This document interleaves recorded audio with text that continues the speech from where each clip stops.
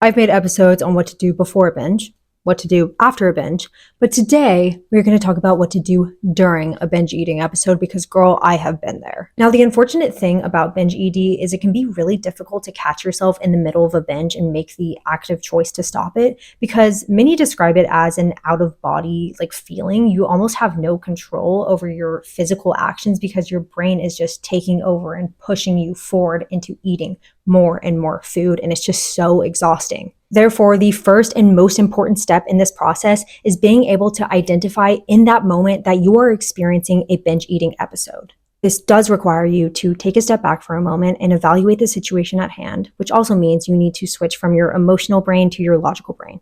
And there's a lot of overlap between these methods and snapping out of a panic attack, which is anxiety related. So what you can do is you can take a rubber band and kind of snap it on your wrist, or you can splash your face with cold water. You can also hold on an ice cube if you have any ice cubes in your house, or even sucking on a sour candy. I know that sounds crazy given that you were just binging, but you need to ground your body and to bring yourself back into that moment. Now that you're hopefully grounded again back into your logical brain, this is where you can start taking active steps to diffuse the situation. And I know this is kind of difficult, but sometimes you do have to get rid of that food that you're binging on. If you're binging on a giant piece of cake or a loaf of bread or ice cream, sometimes it is required that you just throw that food away and just remove it from the situation. That's what I had to do a lot of the times. I couldn't control my brain and resist it anymore, so I just got rid of it. Now, this part kind of moves more towards that video that I already made about what to do after a binge. We're going to use those same methods. So A, remove yourself out of the space that you just binged. So if you're in the kitchen, leave the kitchen. If you're in the room,